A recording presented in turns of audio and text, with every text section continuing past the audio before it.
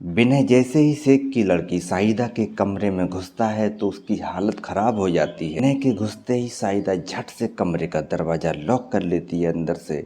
दरवाज़ा बंद करने के बाद वह विनय के लिए बहुत सारी चीज़ें लाती है खाने पीने के लिए।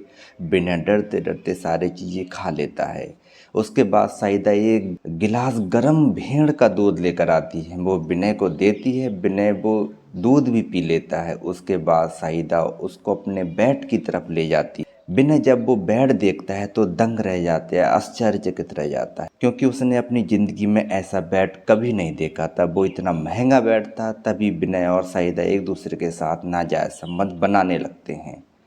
करीब 1 घंटे तक ये दोनों एक दूसरे के साथ संबंध बनाते हैं। उसके बाद विनय फ़ौरन वहाँ से निकल जाता है, जबकि साहिदा बैठे बैठे विनय को देख रही थी और मुस्कुरा रही थी। दोस्तों, ये सच्ची घटना सऊदी अरब के एक शहर दमाम की है, जहाँ पर उत्तर प्रदेश का एक लड़का रोजगार नौकरी के लिए जाता है, लेकिन वहाँ नौकरी ना करके वहाँ शेखों की लड़कियों के साथ जिस्मानी प्यास बुझाने लगता है। दोस्तों, ये घटना इतनी दर्दनाक है कि आप लोग सुनेंगे तो आपके रोंगटे हो जाएंगे। बस घटना को अंत तक सुनिए। 10 अप्रैल सन 2010 उत्तर प्रदेश का जिला लगता है रायबरेली। रायबरेली के पास एक कस्बा पड़ता है लालगंज। लालगंज के रहने वाले मेवालाल निर्मल के परिवार में कुल 4 सदस्य थे। मेवालाल, उनकी पत्नी, उनके 2 बड़े बेटे। बेटे का नाम विनय था, छोटे बेटे का नाम अजय था।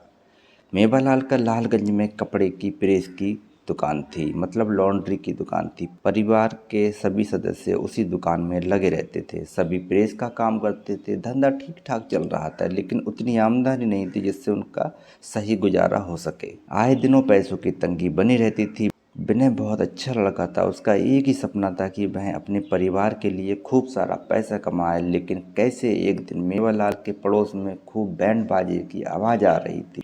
सभी लोग घर से बाहर निकलते हैं तो पता चलता है कि पड़ोस का एक लड़का जो सऊदी अरबिया में रहता है, वो करीब 3 साल बाद अपने घर वापस आया है और खूब सारा पैसा लेकर। उनकी स्थिति वह मेवालाल से बहुत अच्छी थी। अब वह जो विनय था वह मेवालाल से बोलता है, पापा मुझे भी दमाद भेज दो कमाई के लिए, मतलब सऊदी अरब भेज दो। लेकिन मेवालाल हर बार बोलता कि उनके पास इतने पैसे नहीं हैं कि तुमको वहाँ भेज दिया जाए।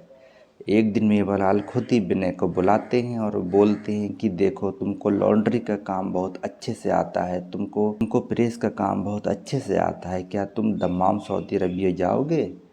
अब विनय जब यह बात सुनता है तो वह खुश हो जाता है, वह तैयार हो जाता है सऊदी अरब के एक शहर दमाम जाने के लिए। अगले दिन विनय एक एजेंट के पास जाता है। लालगंज में ही वो एजेंट था।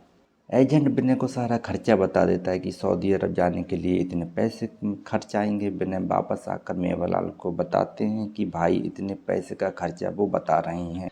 मेवालाल पैसों का इंतजाम में लग जाते हैं। करीब 15-16 दिन बाद पैसे का इंतजाम हो जाता है और वो पैसे विनय को दे देते हैं। विनय वह पैसा उठाकर एजेंट को दे देता है। एजेंट विनय से बोलता है कि जाओ तुम अपनी तैयारी करो।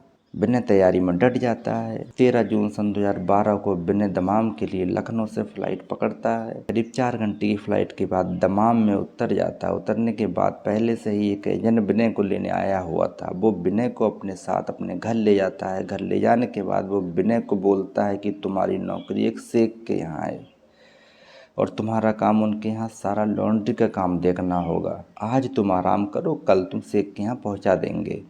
विनय उस दिन आराम करता है। दूसरे दिन वो आदमी विनय को लेकर शेख के पास जाता है। शेख के परिवार में शेख के अलावा उसकी 2 बीवियाँ, 5 बेटियाँ भी थीं। कुल मिलाकर परिवार में 8 सदस्य थे। शेख का दमाम में काजू का बहुत बड़ा बिजनेस था। में बहुत अमीर लोग थे। अब शेख विनय को सारा काम समझा देता है कि लॉन्ड्री का काम है, तुमको कपड़े वगैरह धुलने हैं, साफ़ सफाई करनी है, यही सब काम वगैरह है। विनय अपने काम में मुस्तैदी से लग जाता है। सुबह 5 बजे उठता है, 1 घंटे कसरत वगैरह करता है। कसरत करने के बाद रोजाना की तरह वो अपने काम में लग जाता है। शेख की 4 बेटियों में साहिदा जो थी वो सबसे बड़ी थी, मतलब साहिदा शेख की सबसे बड़ी बेटी थी और सबसे ज़्यादा खूबसूरत थी। साहिदा देखने सुनने में बेहद खूबसूरत थी, बहुत अच्छी थी। वो अक्सर आकर विनय से बातचीत किया करती थी कि तुम कहाँ के रहने वाले हो, तुम्हारे घर में कौन कौन है, कैसे कैसे तुम्हारे यहाँ त्यौहार मनाए जाते हैं, मुझे भी हिंदी सिखाओ वगैरह वगैरह। लेकिन विनय साहिदा से बात करते हुए बहुत डरता था कि अगर शेख ने उसको देख लिया तो उसकी चमड़ी निकाल देगा। लेकिन साहिदा बहुत लापरवाह थी, वह बिल्कुल नहीं डरती थी। वह जब भी मौका मिलता वह विनय से बातचीत करती। विनय सुबह सुबह जब भी कसरत करता, साहिदा ऊपर खड़ी होकर उसको ताकती झाँकती। साहिदा जब भी किसी काम से बाहर जाती, विनय को अपने साथ लेकर जाती। घर वाले समझते कि साहिदा नौकर है तो नौकर को सामान पकड़ने के लिए बाहर ले जाती है। एक दिन साहिदा विनय से बोलती है कि उसको बहुत अच्छा लगता है। जब विनय सुनता है तो उसकी हालत ख़राब हो जाती है। देखो शेख साहब से मत कहना, नहीं तो वो मुझे जान से मरवा देंगे। साहिदा हंसते हुए विनय से बोलती है कि तुम डरो मत। विनय भी थोड़ा हंसने लगता है। मजबूरी में धीरे धीरे विनय और साहिदा में नज़दीकियाँ बढ़ने लगती हैं। साहिदा और विनय चोरी छुपे मस्ती करते हैं। एक दिन शेख का परिवार किसी शादी समारोह में चला गया था। सिर्फ घर पे अकेली साहिदा बची थी। तभी साहिदा विनय को आवाज़ देती है। विनय आ जाता है। साहिदा विनय का हाथ पकड़कर उसको कमरे के अंदर खींच लेती है। खींचने के बाद वो उससे बहुत सारा प्यार करने लगती है। विनय की हालत ख़राब हो जाती है। वो इधर उधर देखने लगता है कि अगर किसी ने देख लिया तो उसकी मौत पक्की है। लेकिन साहिदा इन चीज़ों से बेखबर थी। साहिदा को बहुत प्यार करने लगती है। तभी विनय भी इस खेल का हिस्सा बनने के लिए तैयार हो जाता है और थोड़ी देर में दोनों के बीच नाजायज़ रिश्ता कायम हो जाता है। करीब 1 घंटे में 2 बार ये आपस में नाजायज़ रिश्ता कायम करते हैं और उसके बाद विनय वहाँ से फ़ौरन निकल जाता है। अब आए दिन ये खेल शुरू हो जाता है। जब भी मौका मिलता है साहिदा और विनय एक दूसरे के साथ रिश्ता बनाते हैं।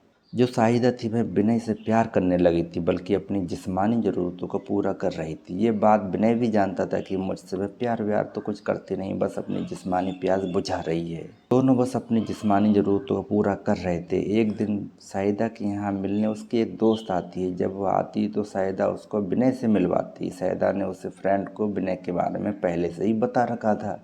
अब वह फ्रेंड विनय से मिलती है और बहुत खुश होती है। वह इशारों में साहिदा से बोलती है कि विनय को लेकर उसके घर में आइए 2-3 दिन के बाद। साहिदा 2-3 दिन बाद विनय को लेकर उसके घर पहुंच जाती है। घर पर पहुंचती है तो खाने पीने का तमाम इंतजाम किया हुआ था। ये 3 लोग मिलकर एक रूम में खाना वगैरह खाते हैं। तभी थोड़ी देर बाद साहिदा वहाँ से उठकर चली जाती है। साहिदा जब उठकर चली जाती है तो जो उसकी फ्रेंड थी वह विनय के साथ छेड़खानी करने लगती है। विनय को बहुत बुरा बुरा कहने लगती है। विनय आवाज़ देता है। साहिदा अंदर आती है। साहिदा से विनय बोलता है कि देखो तुम्हारी फ्रेंड मेरे साथ बहुत गलत व्यवहार कर रही है। तभी साहिदा कहती है कि जो फ्रेंड कर रही है वो करने दो, नहीं तो तुम्हारी शिकायत शेख से कर दूंगी। अब जब ये विनय सुनता है तो उसके पैरों के नीचे जमीन खिसक जाती है। अब वह मरता क्या ना करता, उसकी फ्रेंड के साथ भी नाजायज़ रिश्ता बनाने लगता है। नाजायज़ रिश्ता बनाने के बाद साहिदा भी अंदर आ जाती है। वह दोनों के साथ बारी बारी से नाजायज़ संबंध बनाता है। उसके बाद वह दोनों वहाँ से घर के लिए निकल पड़ते हैं। विनय पराये देश में भयानक तरीके से फंस चुका था। उसको अपनी मौत पक्की लग रही थी, क्योंकि आए दिन साहिदा और उसकी फ्रेंड मिलकर उसका भरपूर शोषण कर रही थी। उन दोनों का जब भी मन करता शेख की धमकी देकर उसके साथ शोषण किया जा रहा था। 15 जुलाई सन 2024 सुबह सुबह का टाइम था। विनय रोते हुए भागते हुए शेख के पैरों में गिर जाता है। मैं शेख से बोलता है कि उसके पापा की डेथ हो गई है, उसको इंडिया घर वापस जाना है। शेख तो अच्छा आदमी था, वह भी कह देता है हम इंडिया भेज देंगे। उसके बाद शेख विनय का जो भी हिसाब किताब होता है वो उसको दे देता है और फ़्लाइट करवा देता है। शाम को वहाँ विनय फ़्लाइट से पकड़कर सीधे इंडिया आ जाता है। घर आने के बाद विनय अपने माता पिता से लिपट कर बहुत रोता है। भी लगता है मुझे नई ज़िंदगी मिली, अब मैं दोबारा कभी भी अपना देश छोड़कर नहीं जाऊँगा। ये कहने के बाद वो अपनी माँ भाइयों से लिपट कर भी रोता है। फिलहाल विनय अपने माता पिता के प्रेस का कारोबार था उसको आगे बढ़ा रहा है और अपनी ज़िंदगी सुकून से जी रहा है। दोस्तों कैसी स्टोरी लगी, वीडियो अच्छी लगी हो तो वीडियो को लाइक करें, चैनल को सब्सक्राइब करें। मिलते हैं एक नई कहानी के साथ, जब तक के लिए धन्यवाद।